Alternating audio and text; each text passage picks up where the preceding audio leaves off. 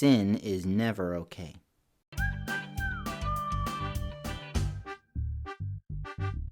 Hey guys, it's me again, Douglas, and today I want to talk to you guys about sin.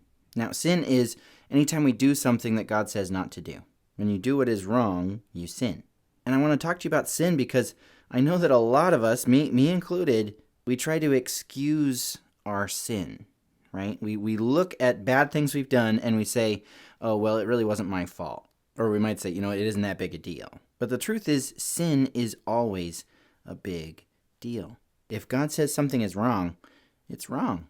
And I think a lot of times we try to pass the blame for our actions onto somebody else, right? Like if I get in trouble for pushing my brother, I'm going to be like, well, I only pushed him because he broke my toy.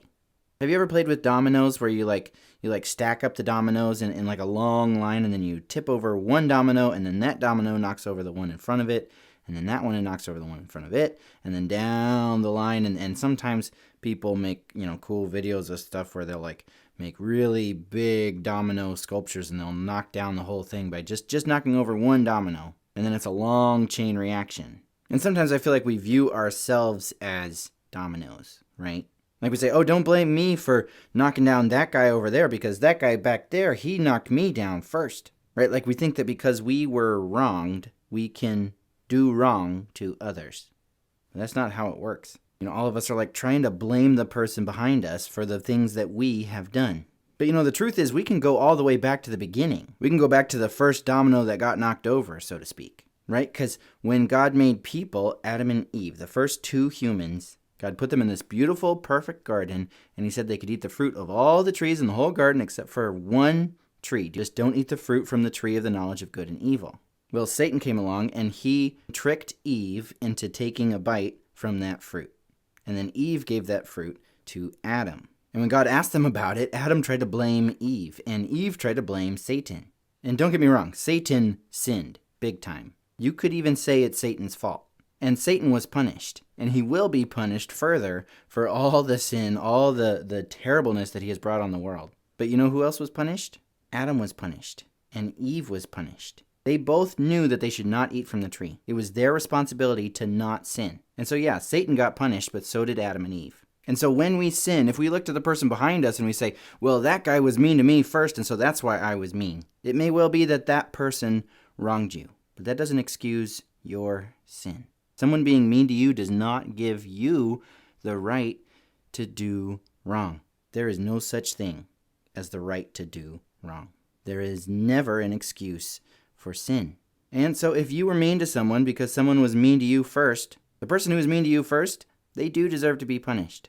But so do you. But that's not a very popular idea. The popular idea is that if you are a victim, you can do whatever you want. Right? Like they say that if someone has been mean or cruel or unkind or unfair to you, that gives you permission to be mean or cruel or unkind or unfair. But it doesn't. Any more than it gave the people who were unkind to you permission to be unkind to you in the first place. I think a lot of us don't realize that the people who hurt other people have almost always been hurt by other people themselves. The people who victimize others were usually victims themselves. So if you've been hurt by someone, it's important for you to know that it was not okay for them to hurt you. Not at all. And in the same way, them hurting you does not allow you to hurt others. Someone sinning against you does not mean that you get to sin. One of the ways that we try to excuse our sin is we try to blame other people. But another way that we try to excuse our sin is we try to make it seem like not that big a deal. And that's wrong too. Like, some people say, well, I don't do drugs, right? Or I don't steal or murder people. And so I'm a pretty good person. So if there is something that I do that's wrong, it's not that big a deal, right? Like I'm trying my best, but sometimes I mess up just a little bit, but it really doesn't matter, right? Yeah, maybe I gossip, or maybe I'm prideful, or maybe I lose my temper and say things I shouldn't say, but those things aren't that bad compared to what other people do.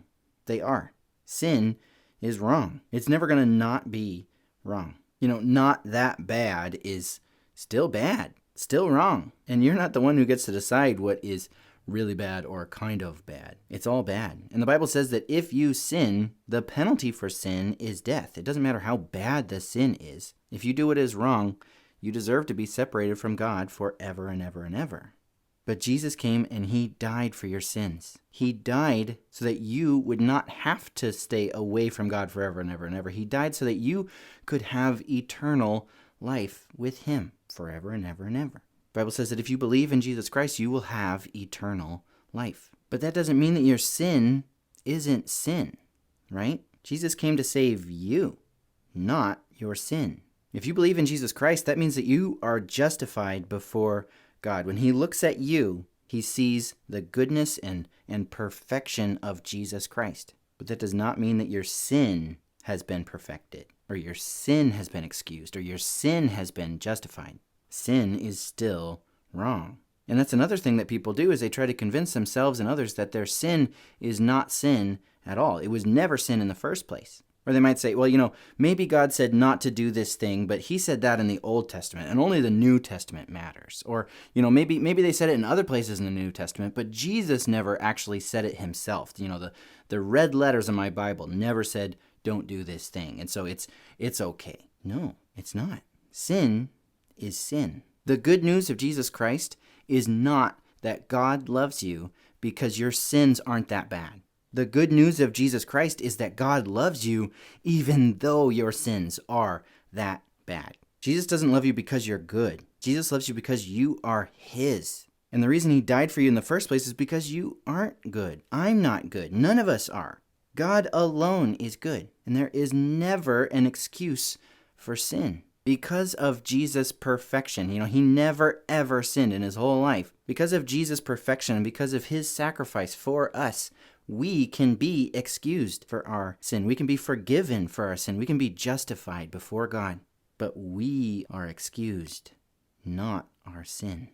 The Bible says that if we confess our sins, he is faithful and just, and he will forgive us our sins and purify us from all unrighteousness. Unrighteousness is sin, not doing the right thing. But we are not purified from unrighteousness by sugarcoating our righteousness, right? By passing the blame onto somebody else, or by making our sin look, not so bad, or even trying to convince ourselves and others that our sin is actually a good thing. No.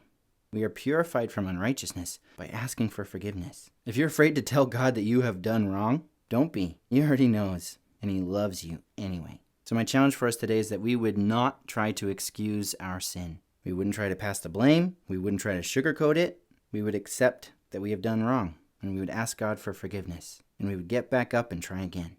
Doesn't matter how bad your sin is, God will always forgive you.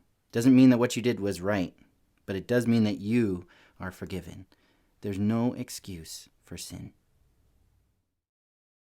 Hey guys, it's me again, Douglas. And this was I felt like I was kind of harsh on this one, but it's important. It's important for us to recognize that when we do something wrong, it's wrong. And it doesn't do us any good to try to, pass the blame or sugarcoat it. It is wrong. Sin is wrong. There's never an excuse for sin. But I also really hope that you heard and remember that there is a way out. Our sin cannot be excused, but we can be forgiven. We can be justified before God. And it's easy. It's easy for us. God came to earth and he died a terrible, horrible death so that we could have eternal life. And he died so that it could be this easy for us. All you have to do is believe in Jesus Christ and you will have eternal life. All you have to do is ask for forgiveness and you will have it. Period. It doesn't matter how bad your sin is, God will forgive you. Your sin is never bigger than God's love for you. But it's really important that we recognize that there is never an excuse for sin.